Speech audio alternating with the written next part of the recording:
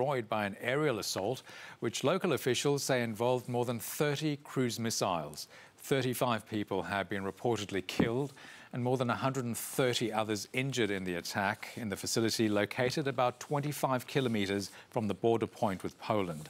Shortly, we'll cross to Lviv for the latest on the ground. But here are the key developments of the past 24 hours.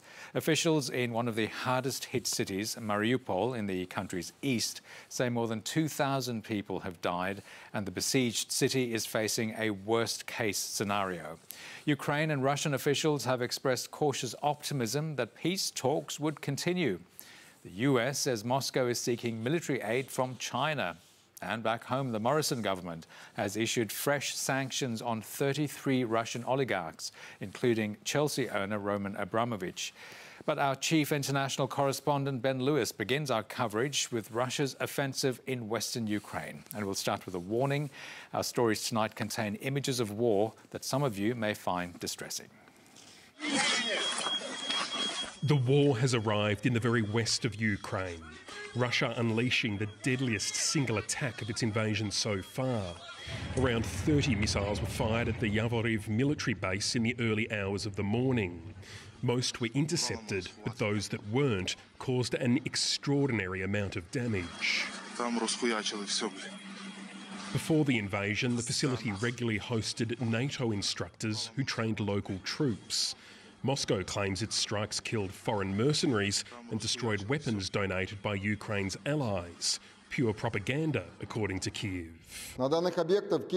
At these facilities, the Kyiv regime created a centre for the combat training and coordination of foreign mercenaries before sending them to the areas of military operations against Russian forces, and as a storage facility for foreign weapons and military equipment. As we approached the site, we passed ambulance after ambulance heading for Lviv. Local hospitals could not cope with all those injured, most of whom had been asleep when the missiles hit. For residents in nearby villages, it was a terrifying moment. The night was extremely hard for us because no one expected it. Everyone was sleeping, but suddenly there were loud explosions. There were rattling windows, shaking doors. It seemed that the house would collapse. Their proximity to a NATO member providing no protection. All Ukraine now is under the hit of Russia. Poland is just 20 kilometres that way, and residents on the other side of the border reported their windows rattling when the missiles struck here. We are now just a small miscalculation away from a much broader conflict. Ukrainian forces say the attack should serve as a warning to the rest of the continent. Rockets started to fall near the border with Europe. Tomorrow they may fall on the other side of the border, on the territory of Poland, where our wives and children are staying now. I want to call on Europe, save yourselves, save us, because it will be too late tomorrow.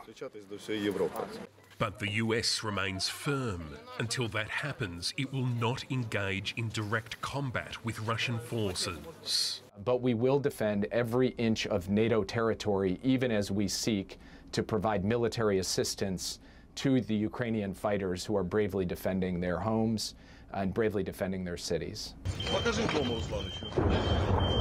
Defending the cities is growing increasingly bloody. The official civilian death toll in Mariupol has passed 2,100. The real figure is likely far greater. Russia's bombardment is relentless, thwarting all attempts to evacuate civilians, and the Red Cross says time is running out. There's no electricity, phone lines are down, and the city says its last reserves of food and water are running out. For the first time in dozens of years, for the first time probably since Nazi invasion, a child died from dehydration in Mariupol. Listen to me. Today, dear partners, a child died from dehydration in 2022. Raising morale is no easy task. But the president is trying, visiting troops injured in battle, presenting them with medals and posing for pictures. Одужуйте. Сил вам, ви молодці. Заради вас і на ваших плечах все це. Це найголовніше. I hope everything will be okay. At another hospital in Kiev, Juan Arredondo is a long way from home.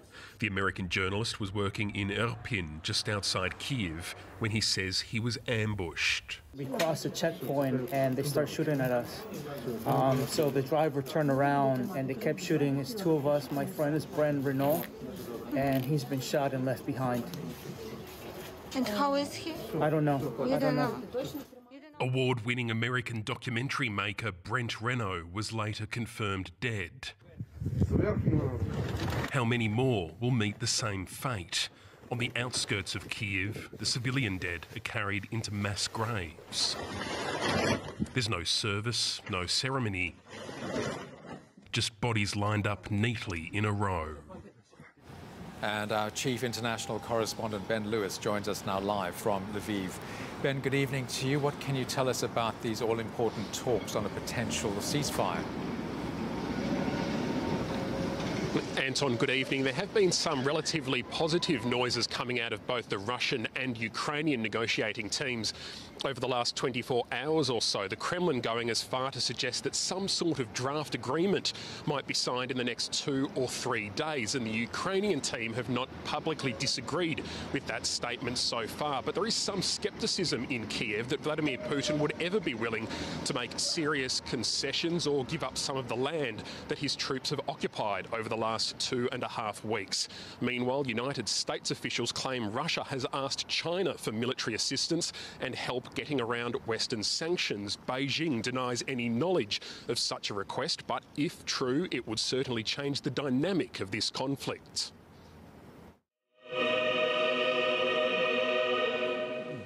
Much of the information we've been getting about the state of the conflict on the ground here has actually been coming from Western officials, and in the last few hours we've had an update from the UK's Ministry of Defence. They say Russia has now effectively blockaded the Black Sea, cutting off Ukraine's access to maritime trade. Anton, the concern is that Russia could soon launch an amphibious assault on another city along the coast, possibly Odessa. That is the latest on a very troubling situation. Ben Lewis updating us live from Lviv.